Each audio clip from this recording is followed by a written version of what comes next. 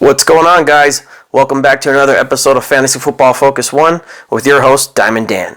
So today we're going to be talking about one of the toughest divisions in football in the NFC South. Now, let's deep dive into the NFC South by talking about the Carolina Panthers first. Now, the Panthers did something that was never be done before in this past NFL draft. They selected 7 straight defensive players in their draft. Literally every one of their picks that they selected was a defensive position. Not one offensive player, and this has never been done. And to be honest, I kind of loved it, right? The 2019 Panthers had the worst defensive finish in their entire team history, right? So last year's defensive team was the worst ever for the Panthers. And it looks like Matt Rule's plan on fixing the defense starts here now in 2020, right? He's making that a priority. Now, the NFL analysts and the Pro Football Focus analysts gave them 2 different grades, but let's break it down ourselves. Now, with the 7th pick overall in the first round, the Panthers took Derrick Brown, the defensive tackle out of Auburn. Now, he's a big man that is very good in stopping the run. Brown was probably the safest pick in the draft, to be honest with you. Now, I do think there was better prospects that Panthers could have selected at 7. Cough, cough, Isaiah Simmons.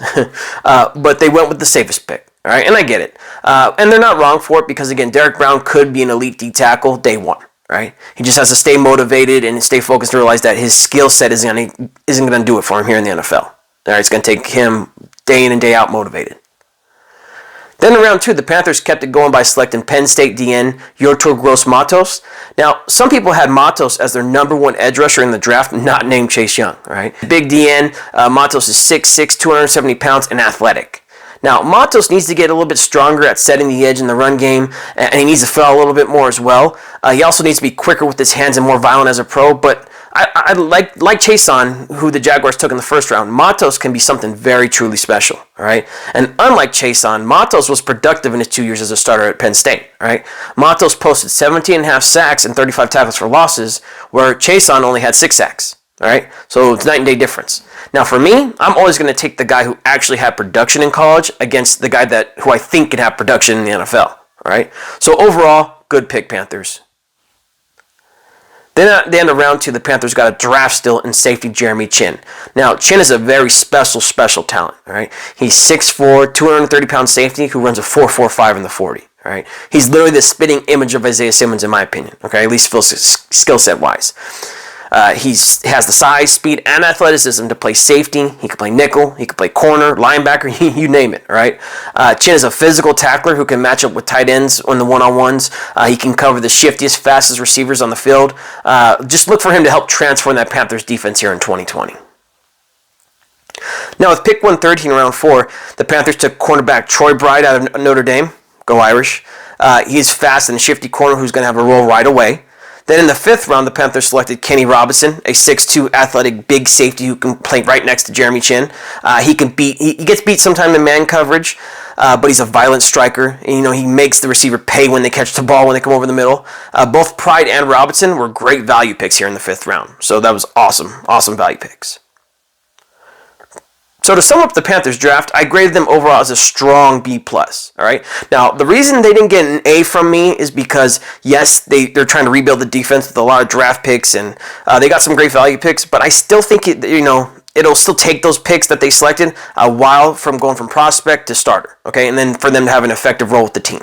So, but still, overall, awesome draft. Overall, awesome draft for the Panthers, and I give them a B+.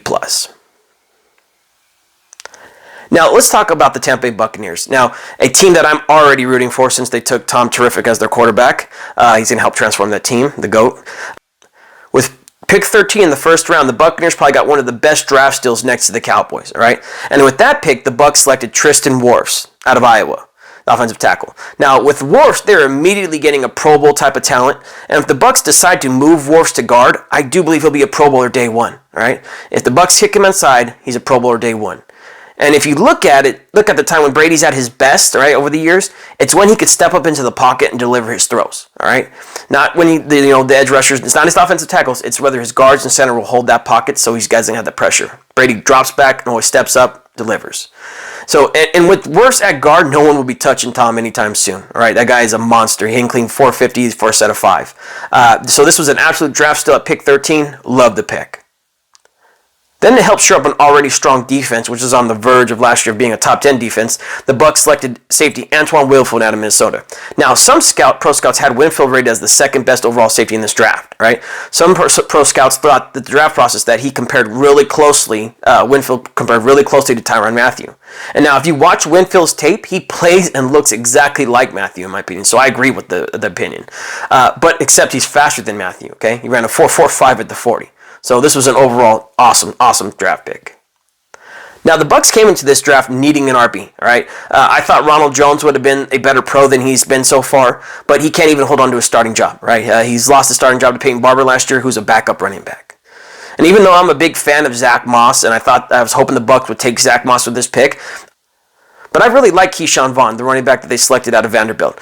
Vaughn is a great zone runner with speed, quickness, and great burst. Vaughn's quick-footed. He's very aggressive when he runs. And you don't have to take my word for it. You can just go watch Vaughn's highlight tape from when he played Baylor. All right, it was insane. It was very, very impressive. And Vaughn's most important trait to me is that he's a leader and a team player, kind of how Brady is. So he's a guy who's going to lead by example, which is what the Bucs need when they finally get that run game going. And that type of attitude will be exactly what Tom is looking for in another leader to help out. Right? So another great pick by the Bucs. Then after that, the Bucs took Tyler Johnson, the talented wide receiver out of Minnesota in the 5th round, and Khalil Davis, the big nose tackle out of Nebraska in the 6th round. Both these players will be solid rotational players. Johnson was particularly, still in my opinion, at this spot in the 5th round, I really think he has a good chance of starting for the Bucs day one at the slot. Now, to end the draft, the Bucs took a home run hitter in Raymond Calais, running back out of Louisiana in the 7th round. He's all of 5'8", right? Not a big guy, but he runs like he's Derrick Henry. All right, I'm telling you, the guy runs seriously aggressive for a 5'8" dude. He's a good RB with 4.42 speed and will push for that starting job right behind Vaughn. Okay, so I do think Vaughn will be the starter, but if he was to go down, I think Calais is going to be that next guy. So overall, another good pick. So overall, I think the Bucs had one of the most impressive drafts in 2020, okay? They had draft steals in Wirfs, Winfield, and Johnson, and they also got better in the run game by selecting Vaughn and Calais, which is exactly what they needed to do to help make that playoff run this year. So they didn't have tons of picks, but they made every one of those picks count, right? And more. So awesome draft. I give the Bucs an overall grade of an A. So seriously good grade, guys. All right, now let's talk about the Falcons' 2020 draft. Now, the Atlanta Falcons are always competitive year in and year out, okay? And that's because of their GM, Thomas Dimitroff. Every year he goes through the draft, gets good talent, and also he does a good job through free agency, all right? So he's the key to that team. Now, in round one with the 16th overall pick, the Atlanta Falcons selected A.J. Terrell, the cornerback out of Clemson. Now, Terrell's a good-sized corner with good overall skills. I do believe Terrell could be a day one starter for the Falcons because of the skill set he possesses. He just has to show up, make sure he's focused, and I think he could start. Then in the 2nd round, they took Marlon Davidson, the D-tackle out of Auburn. Now, Marlon Davidson played D-end and D-tackle at Auburn next to Derrick Brown. I do think Davidson can be a decent pro, or at least a rotational D-tackle, okay? He's big, and he has good movement skills, and he showed it at the NFL Combine, so another good pick. Then in the 3rd round, the Falcons selected Matt Hennessy, the center out of Temple. Now, Hennessy's a good center. He has a smaller frame, right? Not the biggest guy, but he makes up for that smaller frame with great technique. He's got good footwork, and he stays on his blocks at all times. So overall, Hennessy should be a solid lineman, and then he'll be in the top 6. Okay, so in case a starter goes down or if there's any injuries, he'll sub in for that person and be right away to help out and contribute. Then with their 4th and 7th round picks, they reached on some players that I thought that they could have selected better depth at the moment with these picks, but again, it is what it is. So to sum it up, overall, the Falcons had an okay draft, all right? But I didn't see any of the players that they selected making a difference day one, except maybe A.J. Terrell. And if you don't get at least a starter at one of your 6th or 7th picks, then I'm going to have to grade you negatively, okay? So it's possible that some of these players need time to develop. So with that, I'm going to give the Falcons overall B- for the 2020 draft. All right, now let's talk about the NFC South champs and a team who has been dominating in the draft for years, the New Orleans Saints. Now, when you talk about the New Orleans Saints, you're talking about a team that is led by one of the best GMs in the league in Mickey Loomis. All right, so because of Mickey Loomis, the Saints strike gold all the time. So, for instance, people thought Demario Davis, the linebacker, his career was over, right? And then the Saints grabbed him last year in free agency and made him a starter. And in his first year with the Saints, he had an all-pro season. Right, he'd been in the league for 8 years. In his first season with the Saints, he's an all-pro. So that goes to show what they could do with talent. All right, everyone else thought he was done. Now, another example for Mickey Loomis is in his 2017 draft class. All right, every one of the people that he drafted in 2017 either contributed or was a starter that year in 2017. All right, and now the whole draft, and again, that's very, very rare. If people aren't aware, that's very, very rare. So the Saints are hands down one of the best teams in the league when it comes to the draft and through free agency. Now, in round 1 with the 24th pick, the Saints selected Cesar Ruiz, the center out of Michigan. Now, Ruiz was one of the best centers in this draft class, and probably, in my opinion, was the best center. But he could also kick outside the guard if needed. All right, so he's versatile. Now, Ruiz plays with excellent leverage. He has excellent quickness and good hands. Ruiz runs through his double teams, and he's awesome on down blocking. Right, he's just crisp and clean with every one of his down blocks and double teams. So overall, he's going to be a great center for the Saints, and I think this was a great value pick. Then in round 2, the Saints got what could be probably the best off-the-ball linebacker in the draft in Zach Bond. Now, Bond is a nightmare for offensive linemen. He's 6'3", 250 pounds, and he runs a low 4.5, right? Now, Bond has excellent hands. He can rush the passer. He can play in coverage. He can really do it all, right? Again, Wisconsin, he was one of the main key things of that defense, all right? Great linebacker. So this was overall an excellent pick and will help make the Saints defense elite with him next to Demario Davis. Then with the Saints' 105th pick in the 3rd round, they took tight end Adam Trautman. Now, in my opinion, Trautman was probably the best overall tight end in this draft. Right? He has excellent hands, he's great in the red zone, and he runs excellent routes as well. Right? Now, Trautman ran a 4.8 at the combine, which is kind of slow, but he plays a lot faster than 4.8 when you watch his tape. Right? So when it's all said and done, having a 6'6", 260-pound Trautman, who might end up being the best overall tight end in this draft. Right? So this was another great pick for the Saints in the 3rd round.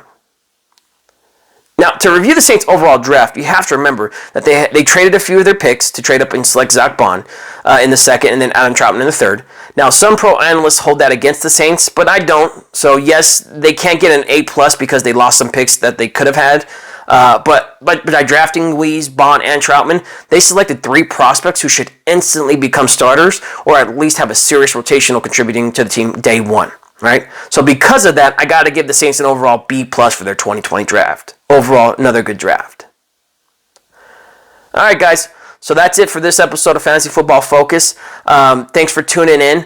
Next week, we're going to be talking about the NFC North and AFC North. So all you Packers fans, Lions fans, Bears, and all that and so on.